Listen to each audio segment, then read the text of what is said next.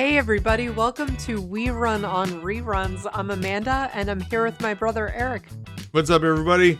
We are now almost to the end of season 4. We are at episodes 19 and 20 of season 4 of Friends, where we are getting deep into the Emily storyline this episode here. We've got two pretty big ones here. Emily's escapades. Ooh, I like it. I like that. That's right. Well, yeah, and in the last podcast, we talked about Ross telling Emily that he loved her, and at first she responded by just thanking him. Phoebe found out that she's having triplets. Alice asked Phoebe to name one of the babies. Rachel unexpectedly met Joshua's parents while wearing lingerie. And Emily spent time with Susan, and Ross's imagination ran wild. So that's really where we left things with them. And as Eric said today, we're talking about episodes 19 and 20. And, before we get into those episodes, just really want to thank everyone for listening into our podcast and sharing and just being a part of our community. We're trying to just connect with those who also enjoy all the nerding out, I guess, to Friends, for lack of a better word, like just getting into all the weird details that are funny and just kind of silly and awkward. And yeah, What's this the stuff reminiscing about when we first watched it too. Anybody who's watching Friends is talking about this stuff with the people that they know that watch Friends. Like, these are the moments that we all remember, and these are the moments that just are that nostalgia blast. And if you don't have anyone in your life that you can talk with the stuff about, that's what we're here for. Reach out. Tell us what you think. We'd love to hear your thoughts. We are here for that for sure. That's right. And with that, we'll jump into episode 19, the one with all the haste. Mm-hmm. This is where Ross gets an earring and Emily is leaving again. And so there's this whole back and forth with Ross about whether or not he should ask her to move in. And they end up proposing and accepting that proposal in this episode. This is Monica's fault. Maybe. Phoebe gets to wear Santa pants. But it does not take... It takes Joey a little while to figure out... Actually, you know what? No. When we scrap that. When we scrap that intro. Okay. I don't want to talk about the Joey side in this. I want to talk about what goes on later. Which is... We have the Knicks tickets. And the Knicks tickets are up for grabs as we again engage in an opportunity to have a competition over the apartments. Yeah, I just put that as the apartment correction theme. Yes, I had a segment here for Joey, and I'm like, you know what? That's not what this is really about. It's not about that. No, it's about this. Although I do love those Santa pants. Do too. I fully support Phoebe wearing those. They look extremely comfortable, and I kind of want a pair now. That was the coolest thing that Phoebe did, I thought, at the beginning of this episode. Because then, after that, Phoebe kind of loses her mind a little in this episode with Phoebe Ball. No, it's not Phoebe Ball. Okay, maybe it's Phoebe. Okay, chill out, Phoebes. We need Ross back for some order. Where is Ross back for the game boards? No, I love Phoebe in this one, but just, this episode starting out with this guy, morning is here. And Joey being like, I love that guy. It's like, Joey, you probably barely went to sleep by the time this guy's, singing morning is here. You have all day to sleep. What are you doing? Not gonna lie, that's the thing I had written down about Joey. Like, Joey talking to Rachel about the guy that sings in the morning. Listen, do like that. I like that guy. He's great. Well, and I would love it if that guy lived next to me. I would be all about waking up to that. Are you kidding me? No, it could be a whole lot worse. It could be a lot worse. It was still dark out. Yeah. But I do appreciate the fact that both they lost their apartment and now they're going to get their apartment back. sort of in a similar way where Rachel is woken up like out of dead sleep, just like super frazzled, because originally it was because the birds were being super loud, and now it's because of Joey's neighbor, and she's just like, something has got to be done. She's just at wit's end both times. So I really appreciate that. You know, her comment to Monica, you don't even have a bed. You sleep in a ball on the floor. Okay. Now, this is a rewatch podcast, right? We've all reran this. We've seen these episodes, right? Mm-hmm. If Rachel hates it at this apartment so much, why is she willing to move into this apartment voluntarily multiple times down the line? Eric, come on. I'm just saying. Because she needs to live in a place where she can spill. Well, that was I know. But still, like, she makes it sound like such a they make this apartment sound like the crappiest apartment that's ever existed. It's clearly not. I know, and honestly, it also really bothers me at this point that it's like Monica put like her blood, sweat, and tears into remodeling this thing. It looks awesome, and they're fully moved in. Now you're telling me you're gonna really care that much and move your way all the way back? Oh my, it just seems like a huge hassle, but I also do understand wanting to be in the other apartment still. Sure. It seems a bit crazy. Also, I'm thinking, like, yeah, Monica just put not only her blood, sweat, and tears, but, like, I imagine a large amount of money into putting a new floor in and all the new furniture. I mean, that doesn't come free. No, exactly. And I mean, she did it, so that's helpful. What? And where did some of that furniture even go? Who knows? I need to know.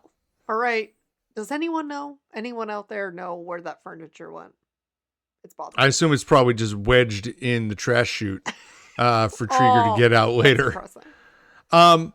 Now, as we play through this whole thing, I thought it was very interesting that Chandler references this because he's talking about, well, now they live in the big apartment, and now that they've lived in the big apartment, they can't go back to the old apartment. And he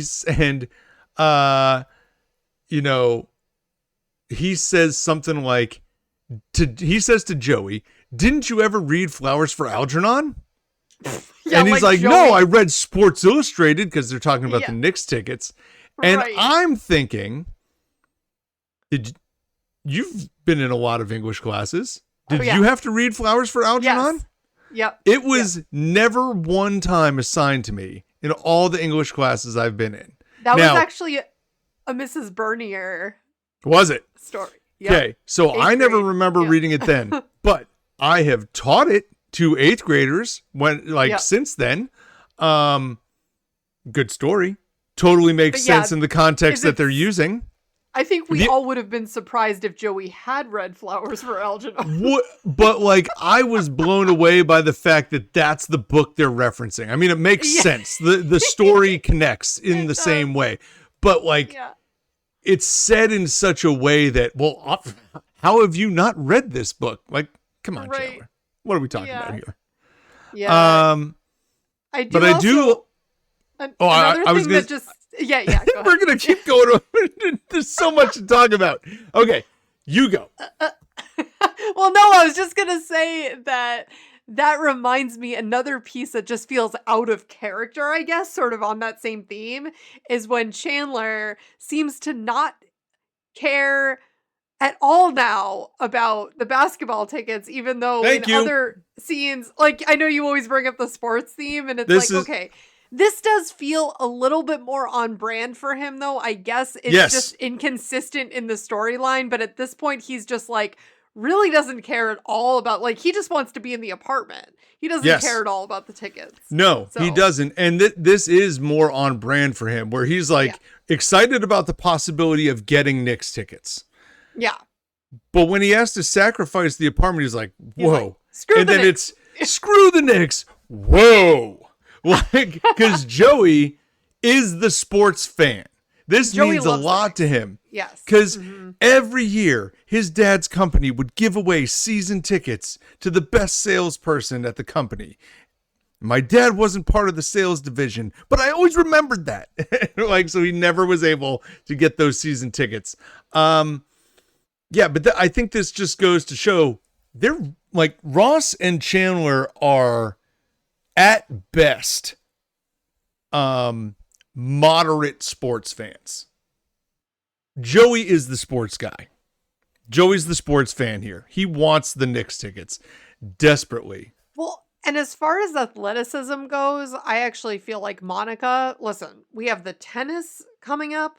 We have the ping pong tournament coming up. We also have the foosball, which I know, both of the last two are table sports, but still, Monica is, I don't see anyone, the football, she was good there too. I feel like all around, Monica has accelerated the most with her athleticism, just saying. I will, I think these are different arguments. That's where I'm going to sit on this. Oh no, we've just brought up, just on the sports theme, we've brought up the... Well, but like, there are a number of times where, like, when they switch departments, we're going to have some people over for the big game. Oh, I was thinking about having people over for the game. Who's playing? No. Doesn't even know. No, it's idea. More about the playing for Monica. Monica is easily the most competitive friend there is. Mm-hmm. She's the most competitive. And in games and like table sports, and when she has the ability to excel athletically, Geller Cup, all of it, she will. But as far as sports fan, the one who wants to sit down and watch the game, that's Joey. He's the only one. Oh, for sure. He's real. Chandler and Ross will sometimes do it. They will go to the game because going to the game is now an event. That's not necessarily caring about the sports so much. You just want to go out. Well, and speaking of games, we have Phoebe's game. Phoebe Ball. No, yes. No, it doesn't have a name. No. Awful. And Monica, what is your favorite thing about trees? They're green? Good, 5 points. Joey, same question. They are tall. 3 points. We're looking for leafy. Leafy. This isn't even a game. I love how Rachel complains though, and Monica's like, shut up, we're winning. It's like, no kidding, Rachel, like, shut up. Like, my God. Just go with it. Who cares? Like, this game is going to work in your favor. You're going to win. Also, Ace, high card or low card, Amanda? Ace would be high card. Sorry, Ace is the high card. What are we talking about, girls? Unless Ace it was is high. Low, it's gonna be. We all know it. Yeah. At worst, it plays both ways. Well, but it is the high card. But I did like how because I would have done the same thing, just like act excited and throw that, be like, no, it's definitely low. I mean, hey, you gotta throw it out there. Come on. Of course you do. See what sticks. Maybe it'll work. And then Joey at the end saying, well, what are they so mad about? They got the apartment back. Chandler's like, no, they didn't. Dude, Joey. Because in Joey's mind for this, all he cared about was getting the tickets and being able to go to the games. So it's like he doesn't really care where the heck he's living. I think he thinks it's cool that they're in the big apartment, but he does not care at all. No, but I do like when they return from the game. Oh my! After winning the tickets, yes. They walk in to their old apartment. I don't really know why they chose to walk in there. I don't know either. Maybe they were going to say thank you or whatever, and they walk in and it is their apartment again. And they just like go and sit down where Joey just like gets a beer, goes, sits down. Joey. Chandler's looking around like, what has happened? Mm-hmm. And then Joey shoots up out of the chair, late reaction. Whoa! Yeah. And they go banging on the door. Chandler takes about 2 seconds. Yeah, Joey takes about 30 seconds. Yeah. They go banging on the door, then it's the whole like, we will discuss it in the morning. That's right. Mm-hmm. We took our apartment back. And then Phoebe's saying, okay, it was my idea, but I don't feel good about it. Yeah. So we figured you might be angry. So we have a backup offer. Yeah. And then this is backup offer. Listen, Rachel and Monica are going to kiss for 1 minute, and that's going to be the thing that like turns the tides. I love Phoebe being like, imagine if you had just done that from the beginning. She's like, let's not pretend that that's real. That is the best. Yeah, it's like, yeah, no one would have had to move at all. Can you imagine? They're both like, oh my God. Yeah, let's not talk about that at all. Yeah, let's not think about that. Joey then like whispering to Ross at the end too. Monica and Rachel made out for a minute. It's like Ross's face is so great too. It's like, first of all, dude, this is your sister and your ex. Like, it's very weird. If you're Joey and Chandler, great. Yes, exactly. If you are Ross, no, it's just no. You have too much history with both of these people. That is bad. No, that is bad. Yeah. Oh, that can't happen. But yeah, really funny. I do like the scene where they're all like popping their head out with the chain still locked, so they can't. That's what I'm saying. That's a nice moment. Mm-hmm. And then Chandler tries to kind of like wedge his way back in through the door. It's very similar to the scene when they all basically get their heads stuck in the door later, trying to like all see through. Yes. Yeah, they have to grease up. Which I do have to wonder, like, how long is that chain? That chain's long enough that you can get it so wide open that a head can fit through it? Yeah, that's not good. I feel like that's you would definitely be able to undo that chain yourself, like, without a problem, I feel like. That is not standard issue. No. Because any of those chains that I ever had on a door are, like, couple inches max. Oh, gosh. Yeah. Yeah, that's not a good... I mean, do they even make those anymore? I don't know. We had one in our old house. No, I'm sure, but there's a way, there's other locks that are in place now that weren't always a thing. So yeah, but retina lock scans. the deadbolt kids. Yeah. But I also, so going over to the Ross and the earring situation as we move into the proposal. Yes. Well, so for this episode, they had to break. Usually there's like 3 storylines going. This time, there's only really 2. Yeah. Because in the 2, there's so much going on with Ross and Emily that they just said, hey, all 4 of you are going to do this other storyline and we'll make it another big story. And I wish they kind of did that a few more times. Yeah, agreed. There are a lot of times where there's like one person left out. And I feel like a lot of the time it ends up being like Phoebe or Monica seem to be the ones that kind of get left just kind of hanging on the outside. Maybe it's Joey every now and then. But yeah, it would be better to like put them all into one thing. That being said, the show was pretty successful. So what do I know? You do know that Wham broke up. I do know that Wham broke up. Although this is the time of year as we approach the Christmas season that Wham plays in my house enough. Oh, man. Yeah, the earring. Chandler and Joey are just relentlessly teasing him about it, which makes sense because it's like, wow, that is, it's pretty pretty weird for Ross. But hey, he's getting, I guess, outside of his box into him that is, that's bold. That is outside the box. That's outside the box. And, it's interesting. Last episode we did, I referenced a social media platform that had done something about how Ross and Emily were such a fantastic couple, and they were referencing how Ross with Emily is so much more carefree in these few episodes, and so while I don't know that I always agree with that full on, in this episode, he certainly feels that way. He certainly feels like he's in that position where he is just at the height of his relationship and everything is amazing. And what do you want to do? Like, I'm going to go play rugby. I'm going to get an earring. Like, what do you want to do? Like, I'll do anything because I just like hanging out with you.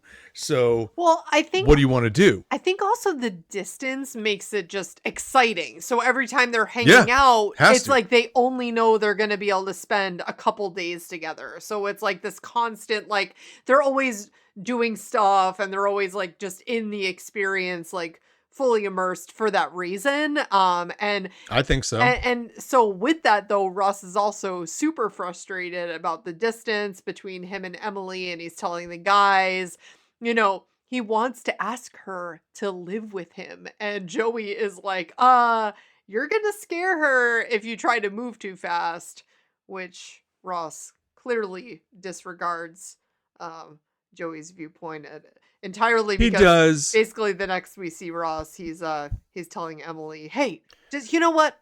Just move in with me. You know. Yeah. He disregards it immediately. Yeah. Next scene is Ross engaged. Like, it's Ross just absolutely like, nah, I'm not hearing that. Yeah. But when it comes to should she move in with him, it's a fair question. And it's a fair question relatively early on in the relationship. Because if the answer is no, will you move to London?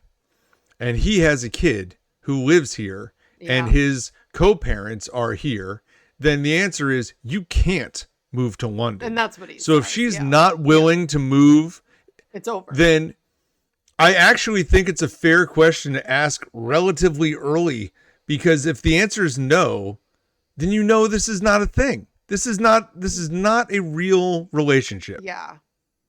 Yeah, it's Can't true. be. Yeah, because then, well, what's the future then? You know, like, right until Ben like is going to college. What's happening here? So, but you're just not going to do that. No. That's not a realistic thing. You're not going to wait another 16, 17, or well, what is it? Probably 14 years. Yeah. 13 years at least. That's not realistic. So the idea of asking whether or not she'd move in with you, I think is fine. Even if she said, I'd be willing to, but I can't right now, that would be an acceptable, like, okay, well, we can move in that direction. Well, and she's like, well, it would be different if this is way into the future and we're getting married or something. And this Ross forgot the first part of that sentence. He forgot the way into the future part of that sentence. He instead went with the, well, why don't we? Why don't we get married? You're mad. We've only known each other. Oh, Ross. For, what was it? What was the timeline? For 6 weeks. 6 weeks. That's what I thought. I thought it was 6 weeks. I wrote it down. 6 weeks. And although I think that timeline technically comes from Joey saying that you've only been dating for like 6 weeks. You can't ask her to move in. Yes. That's where I wrote it down from. Yeah, he convinces her and tries to give her his ear piercing to put in her pinky, and it doesn't fit. And it was a sweet scene. I mean, listen, it was cute, but oh my God. And okay, as Janice would say. Couple things. As Janice would say, I will add this. One, again, let's go to Ross. I support Ross's thought process in the, if you're going to ask her, knowing that you thought you spent all this time trying to get married with Carol, and as he said, quote, I wound up divorced from a pregnant lesbian. I love that. Like, I fully love that for you, Ross. Yeah, fully understand the idea of the second time around being a little bit more like, hey, if we're gonna do it, let's do it. Like, it's the second time you're getting married. It usually expedites a little quicker, I think. I don't know that. I'm still on my first. And I think Tina would like to keep it that way. Maybe. Yeah, I'll speak for her. I like to keep it that way. Well, yeah, I mean, I guess as we learn in the very near future, Ross might have been moving things a little bit too quickly, because clearly his mind is still elsewhere, even though he is in complete denial. And that's what's happening here. Well, there is that. But I support the idea of moving quickly because he is on the second go round. I think that is fairly common amongst people who decide to get married a second time. But this isn't for her, though. It is not for her, and that is noteworthy. I more than anything, being a 90 Day Fiancé fan, Eric, I don't know if you've ever seen this show, but it's all about people that, listen, they're trying to marry someone from overseas and they have 90 days. They get a green card and they have 90 days to get married, or the other person has to go back. I'm just going to tell you this right now. This does not sound like it's in my wheelhouse of shows that I watch. Oh my God. I guarantee you, Tina has seen at least one episode. Oh, she and I are going to have to talk. Either way, yeah, so that is what this is feeling like. And listen, the pressure is on then. So regardless of, I don't care what number marriage either of them are on, like if you're, having this connection with someone who's overseas and you want a future, like you said, there's only one direction that they can go. Like he can't leave the country. So she needs to move here and they need to start that visa process. So part of that is getting married. Otherwise she wouldn't be able to stay. Here's the other thing I'll say to this. During the engagement scene, the crowd response, because this is a live crowd, and I know they doctor the responses, so you don't always hear exactly how the crowd responds. Sometimes they've got to shorten it or lengthen it or whatever. It just sounds like, yay, we're happy for Ross, but not really super happy for Ross.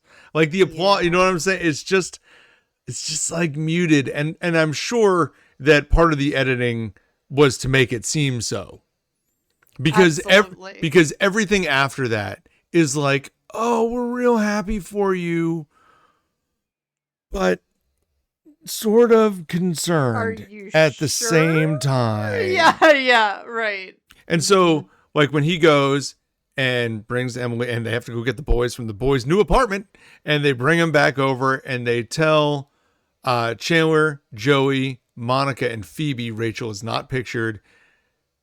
They don't go, oh, congratulations. There's immediate questions. Mm-hmm. Like, are real? Okay. How is this going to work? And then Rachel comes in from the back. And what I wrote down in my notes was the length of time that nothing was said from when Rachel appeared until when she goes, oh, I think it's great. Congratulations. Mm-hmm. Or I'm so happy for you. And then Chandler jumps up and adds into it all. That length of time felt like forever. Feels like forever. Well they did a really great job with that, knowing that the whole point here is to show that we still kind of want Ross and Rachel to be together. Mm-hmm. And so everything is very muted and it's not quite as celebratory as it should be. And it feels just a little off. And that's what I'm saying. Everything from the crowd reactions, all of it. Which, by the way, obviously is the direction they want to go with this. It was great. And I love how this really starts the whole, plot line of Rachel not even really knowing that she still loves Ross. Like everyone else knows. And she's like, well, why didn't you tell me? It comes up later. And it's like, well, we figured you knew. Right. And, but she just doesn't realize. She's like, well, I just know I'm having a hard time with it, but is not putting together those pieces. And that's kind of where this whole thing starts. I mean, she is clearly, as we will get into in the next episode, having a hard time, but still not putting those pieces together. But I just felt like Rachel's reaction here was so classy and respectable. It's like, absolutely, you just find out that, your ex is now not only happy in love, but now getting married, and you thought that there was possibly still a future, things between you aren't even like, it hasn't been very long. And so the way that she reacted, I was just like, wow, that takes a lot to not be just more visibly upset. Yeah, she was together with him 18 episodes ago. Mm-hmm. Yeah. Episode 1 of this season, they were back together for half an episode, but they were dating until 18 pages front and back. Oh, I wonder, is that a coincidence? I don't know. But, how about it? But I guess, 18 episodes later, here we are. And, they've both now dated somebody else. But the first person that Ross really, dates seriously ends up with a proposal. And here we are. Yeah. That's very Ross. Very Ross. He's the divorcing guy. That's your thing. It's not my thing. It is your thing, Ross. It is.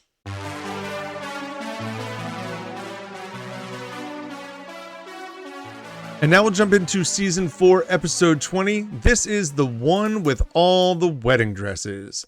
And this is the one where Joey ends up having to go to a sleep clinic, but Chandler finds himself dating another patient.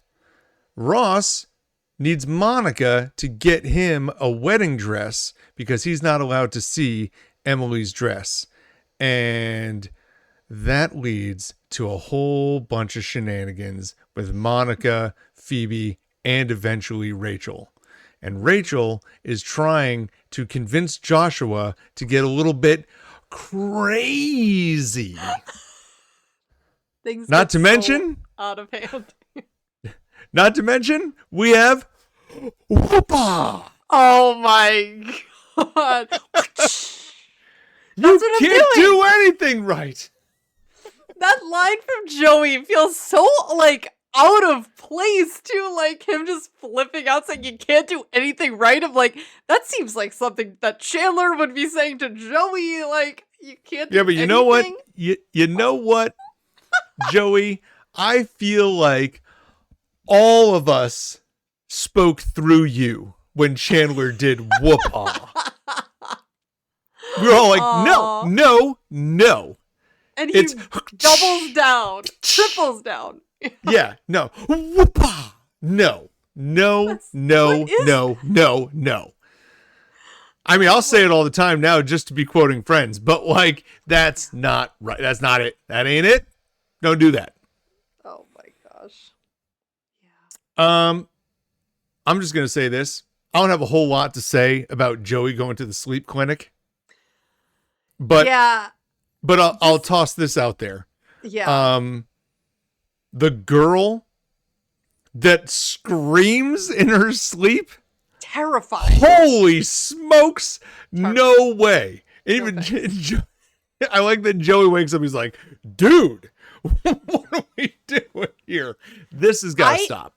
Eric, you have asked though in the past if Chandler has game. And I will think he say, does. This little line here is like, hey, or because she says, I talk in my sleep. And he's like, well, what a coincidence. I listen in mine. That's what I'm saying. Oh my God. That's what I'm saying. Listen, I love him walking up, picking up the magazines and just dropping them right next to her. He's like, hey, I'm Chandler. I'm like, heck yeah, buddy. Get after it. Yeah. Yeah. And Joey is trying to hit on people in his sleep. Yeah, it just is a really random plot line, and I don't understand, did Joey just start to snore out of nowhere and there's no explanation and then he just stops and he's good? I mean, I don't really get this one. It's this really weird. This little plot line is clearly a space filler, and it doesn't connect to anything. It doesn't have any strands of it that get branched out. I mean, whatever. I don't know. Well, but I laugh at that girl who comes in screaming her head off at the end of the episode. That is, you could almost miss it. It's that second, it's the little clip right before the show ends and as the credits are rolling at the end, and her just screaming bloody murder, terrifying. In her sleep. In her sleep. Yeah. Not good. No. That's got to be a red flag for something. Just it's a whole lot of red flags. Yeah. That's a hard pass. Well, then we have Rachel at Central Perk with Joshua, and it's just like, oh God, when this scene started, my goodness, I'm just like, here we go. Yep, it's gonna happen. She's gonna say it, and she's just really wanting to know, she's pointing out to him, I am just so happy about us and where we are, and everything is just clicking and working and clicking, and we're just not crazy enough. And he's like, well, this is where I'm gonna have to disagree with you on that. And it's like, we even just had the last episode where she was in lingerie at his parents' house, and before that she's at the party doing cartwheels and getting a fat lip. Gosh. And I mean, it's just been one crazy thing after another from Rachel. No. So, and this one is clearly a, like, I'm going to try to prove to myself that me and Joshua are equal to Ross and Emily. Oh, well, she even said. You're just not. It's not close. No. And she even said, this is going to sound hasty, but just go with me. And that is the exact term that Emily used at the end of the last episode, where she's saying, I know it's a bit hasty, but we're getting married. That's true. And it was even called The One with All the Haste. And it's like, oh, it was. That was definitely intentional. And it's just like, oh, Rachel, this is really bad. And yeah, then she just straight out proposes to Joshua, what if we got married? And he's just like, I don't know that that's really a proposal as much as it. If he said what if yes, we got married? If he said yes, then they would be engaged. It's a proposal. I'm saying. Yeah, maybe. And he's like, what? That's a weak proposal. And well, he's like, my divorce isn't even final. His response, it's like, come on, Rachel, what are we doing? His response almost makes the whole debacle between the two of them like worth it for these past couple episodes. You're a real special lady, but my divorce isn't even final, and we've been on about 4 dates, so I'm thinking no, but thanks. And he has his thumbs up. Double thumbs up. It's like, oh my God, again, pulling the Janice out. It's unbelievable.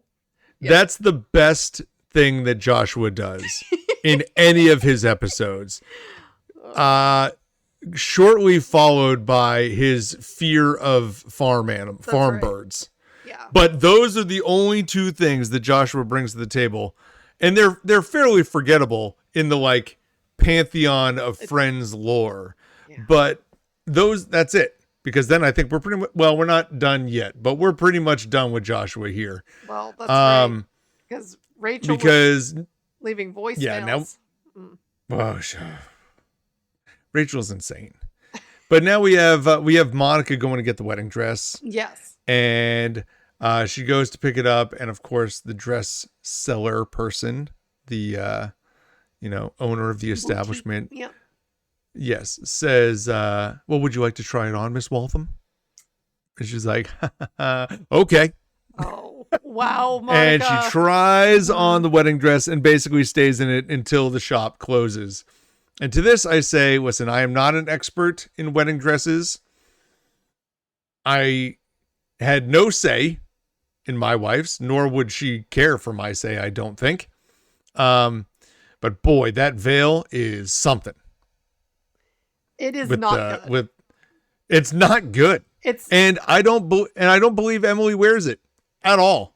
No, it's not good. The dress is also not good. I mean, I actually, the only thought that I had in that scene was, wow, Monica's actual wedding dress that she wears during her real wedding to Chandler is a million times better.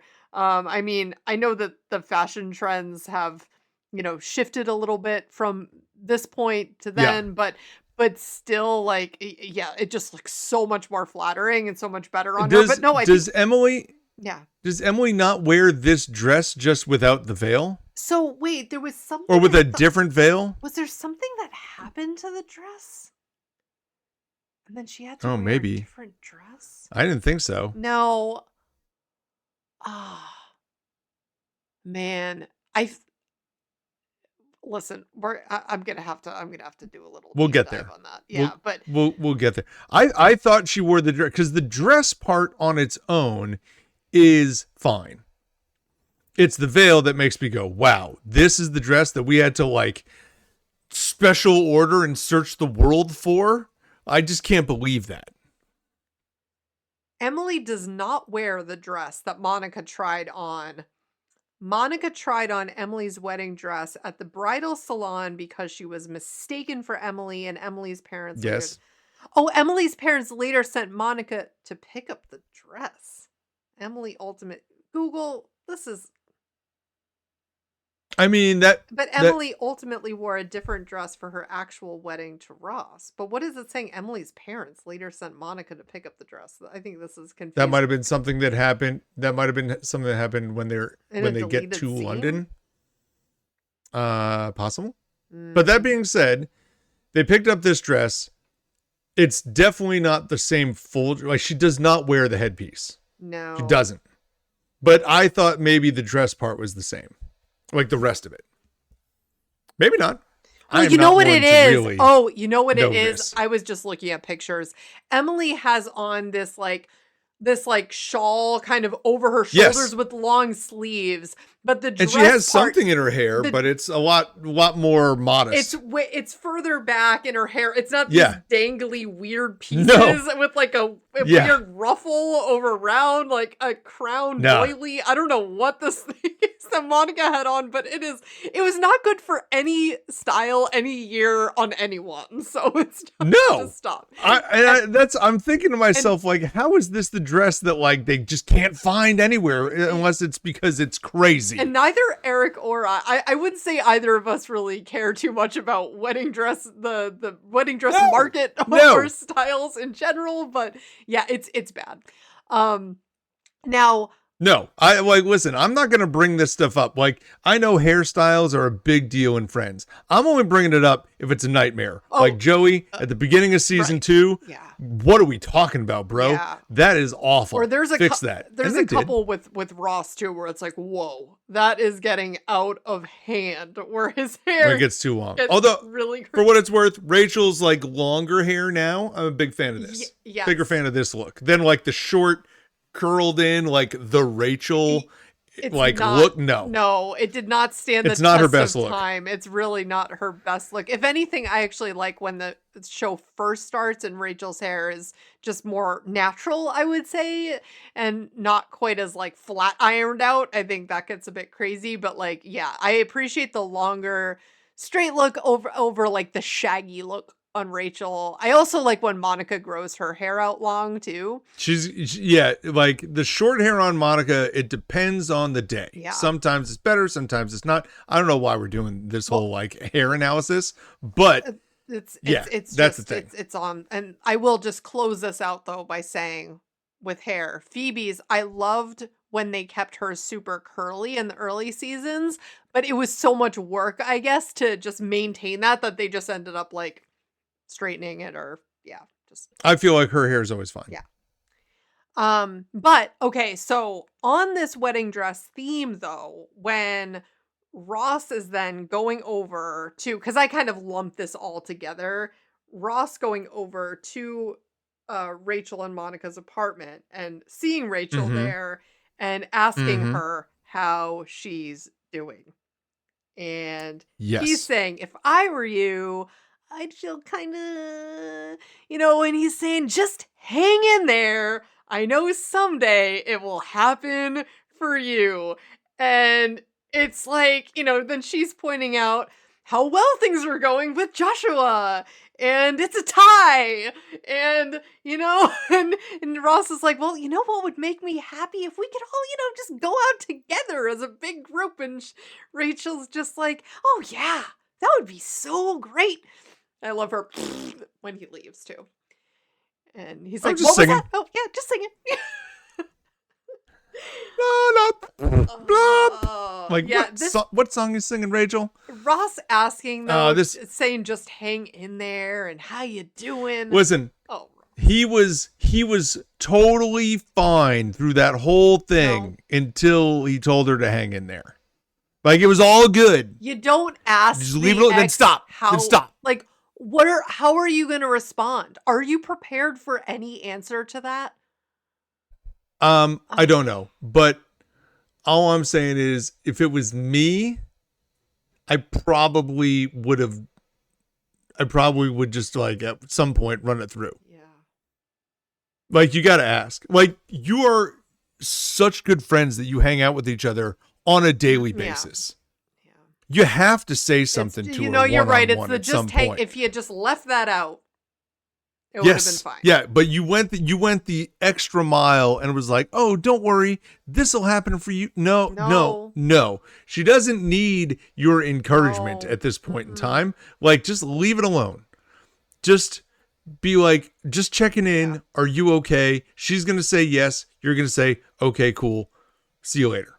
Mm-hmm. Like, you don't have to go through that whole thing. That's just. And I like how good. Rachel went to the guys. You know, she's going to Joey and Chandler, and they're telling her, "Oh, you're handling it really well," and you know, and they're saying, "Well, you know, it's not." Well, no, Rachel actually goes out of her way to say, "You know, it's not even going to happen." You know, this whole thing, they're going to be engaged for a year, and then they'll figure out it's a mistake, and they'll call it off. You know, and moments later, of course, Ross enters and is like, "Hey, what are you guys doing in a few weeks? Because we're getting married in a month."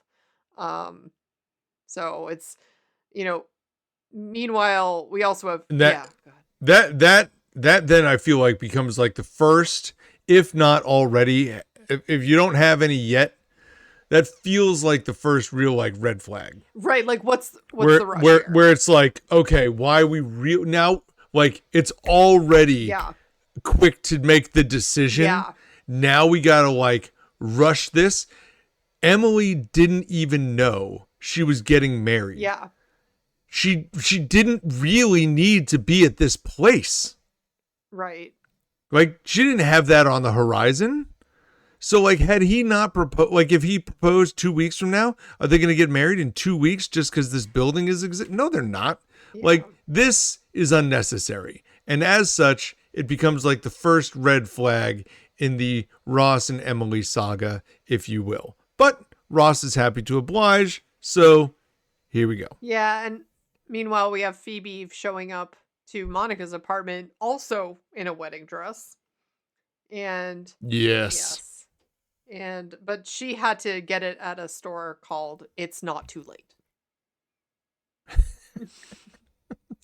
And Monica, I do like them throwing the fake bouquet to each other, and Phoebe throwing it, like, not directly to her. I know. Like, well, it was, you gotta earn it. Like, you gotta work for it. Die for it or something. Yeah. Like, come on now. What are we doing here? Yeah, but, you know. But it all culminates at the end of this with Joshua. Oh my gosh, when they convince Rachel, like, hey, you know what? You know what'll make you feel better? And they all get their wedding dresses on, and I believe Rachel gets on her original wedding dress that we see at the very first episode. Oh, no. Oh no, that wedding dress was bad. Know. This one was, I don't think this. Just without the head piece. Oh my gosh. You know what? That's what it is, because I'm like, how did she get one so fast? Well, that's what I'm saying. Oh, I think she just had it. Right. Just without the headpiece to it. Maybe not. Maybe I'm wrong. I don't know. I remembered it being more like ridiculous and blingy, but maybe it was just all the other stuff that she had on with the wedding dress. So, yeah. Anyway. Well, you're like, oh, it's Chandler. Well, I'll go get, like, none of us are marrying Chandler, which is funny because maybe we do. She goes over to the door, whips it right open. I do. And it's Joshua. Yeah, I gotta go. Who is like, I gotta go. And we never saw him again. And Rachel gets to deliver the line like, yeah, well, that ought to do it. I love and that is such a good moment. It's such a good moment for her. and it puts a button on the entire thing. Joshua, it's been nice. Get out. Yeah, it's a great sequence because you just know something's gonna happen when she opens that door. Who's on the other side? And the idea that Joshua though came back after everything that happened in the Central Perk is a little bit insane. Listen, I can't explain it. I can't explain it. But we do have, though, as I kind of touched on earlier, before Joshua came over and before Rachel got in the wedding dress, I like the moment between Phoebe and Monica and Rachel where they were consoling her because Ross had kind of, he had just come in and given her a hug, and she's just like, saying, I know that I said it that I was okay with Ross getting married, but I guess I just figured we would be on again. And that's when Monica says, yeah, we all did. And it's like, Monica, what is wrong with you, Monica, girl? Like, if that's what you thought, why are you leading Ross down this path? Like, what's going on here? Not a fan. No, it's not just Monica's decision making is not great here. But again, we see her get stuck in between like being Rachel's best friend and being Ross's sister, and those two roles don't always align easily. But this isn't a good choice for Ross either, because now he has a kid in the States. So now you're quote unquote with this woman who's in London. What quote unquote? They're engaged. Well, no, I mean before this though, before they were engaged, she wanted him to chase out, like, what's the long-term plan here? And then she was like shocked, and they were asking all these questions when he said he's engaged. But it's like, well, girl, what was the progression that you saw just going in? Like, yeah, her response at the announcement of their engagement should have been more celebratory. Yeah, it's like, if you're gonna, but when it wasn't, it really like set the tone for everybody to be like, oh.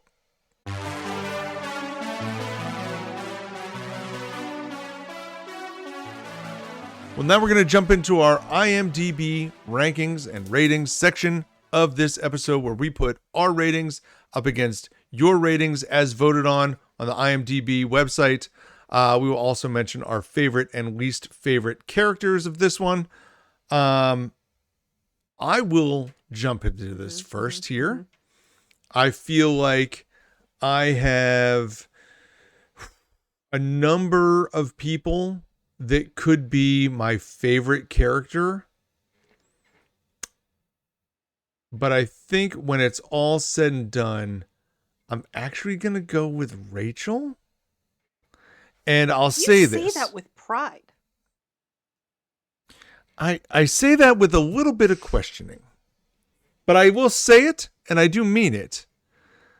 I like the Ross and Rachel, you're handling it really well. I think she's really funny during this whole thing. And maybe it's because, as someone who's watched these episodes a million times, I know that Joshua is coming to an end. And I love her putting the button on it all with the, like, oh, that ought to do it. So funny. And I also like in the one before that, where she's the one who basically engages the group to be congratulatory towards the whole engagement announcement. Yeah. Well, we actually have a similar choice. Well, the same choice for this one as well. I picked Rachel. Yeah, I also picked Rachel as my favorite here, and I swore you might have put her for the worst, because she's super cringy in this one too, in the coffee shop, and that is hard to watch, but I'm okay with that one way more than I am the party where she's like the cheerleader and stuff. Yes, because this one was so insane. It was straight up just funny and hilarious. And her scene proposing to Josh was, I had written down, awful but hilarious.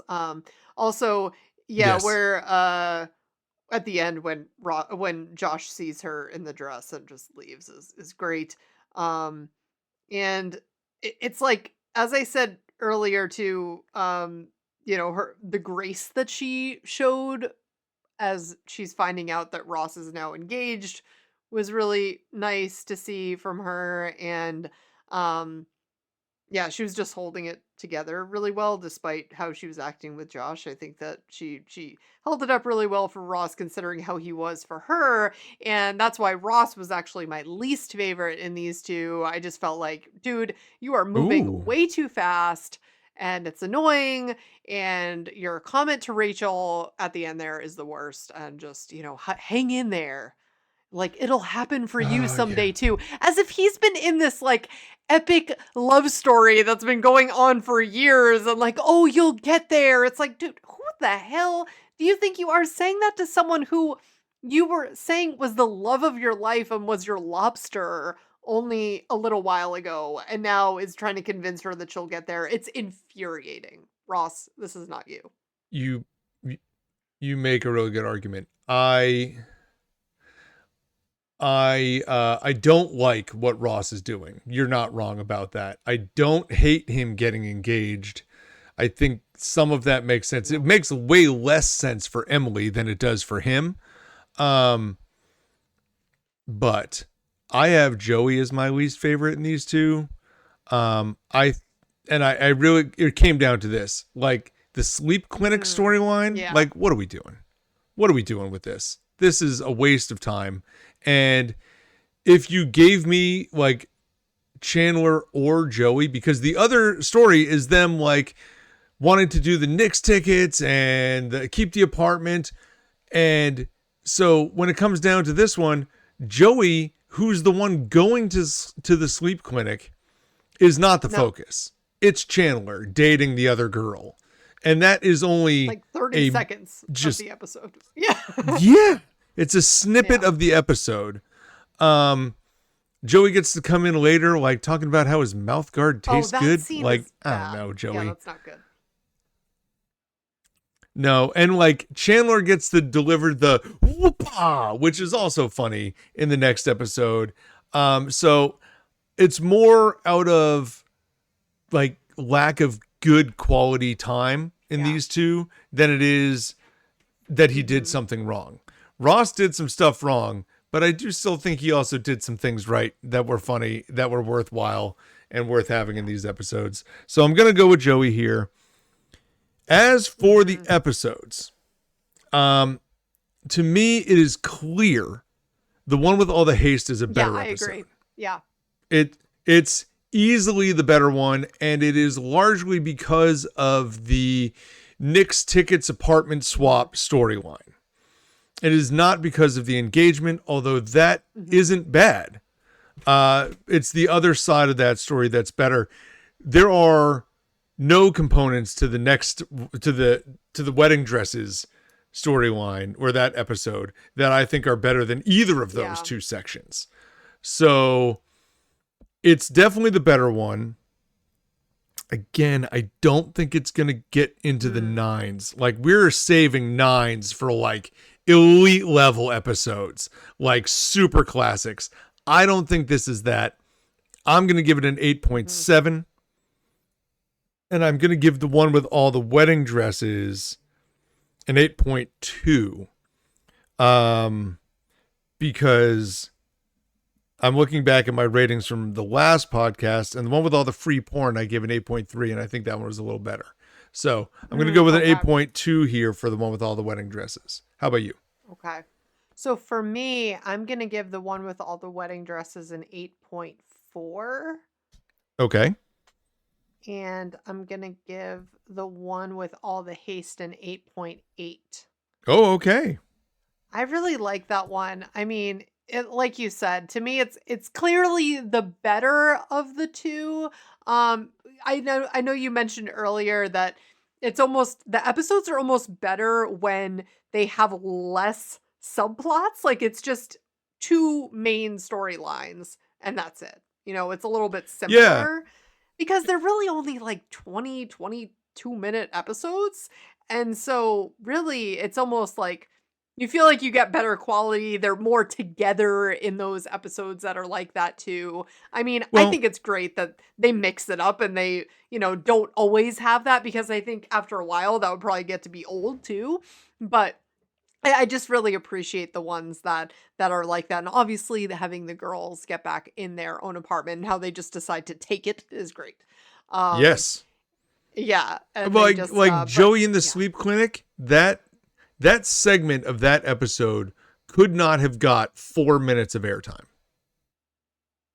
Oh, right. It's almost like, well, what was the purpose of that then? But they just had to show, I think part of it too is, listen, you have a group of 6 friends, and like, they're not always going to be doing the same. Like, they almost want to make it a little bit more realistic too. And they're going to be off doing their own thing a bunch of times. But they also brought like Joey and Chandler into other sections of the story where they were also just there hanging out. That's right. And it wasn't part of the sleep clinic story, but there might have been a mention of it, or there might have been a reference to it.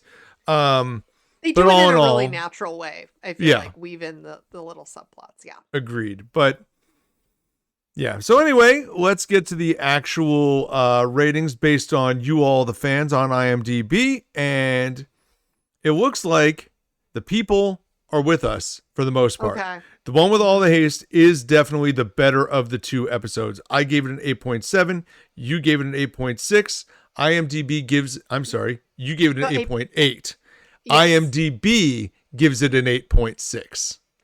So we both had it slightly higher. And isn't that the overall average of the show too? Isn't that what we said at the beginning? No, 8.6? The overall average of the show is an 8.9. Oh, 8.9. Okay. Stranger Things is the 8.6.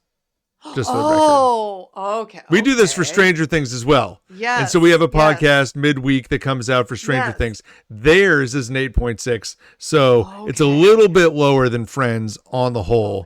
That being said, if Friends is an 8.9, like there's not a lot of episodes we've had that have clipped over 9 so far. There's going to be several then. That's what I'm saying. That'll be the case. Yeah. Okay, that being said, the one with all the wedding dresses is the lower of the 2. I thought so, you thought so, so do the fans. I gave it an 8.2. You gave it an 8.4. It ends up being an 8.4. Oh, and I was spot on with that. You were. And the funny thing is, I'd given it an 8.4 and then looked back and said, nah, I like the free porn better. Let me knock it down. So I hear that. I think that feels right. Like, it's not quite halfway through the 8s. It's just fine. Whoopah might have done it. Like, that might have been enough to carry it. Whoopah.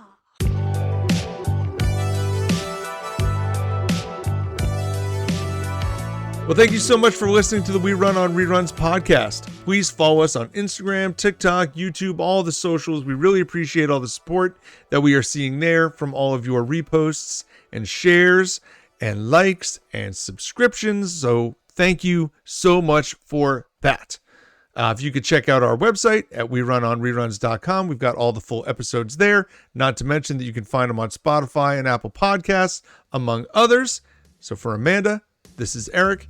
Enjoy watching season 4, episodes 21 and 22 for next time. Happy rerunning, everybody. See you, pal. Bye, guys.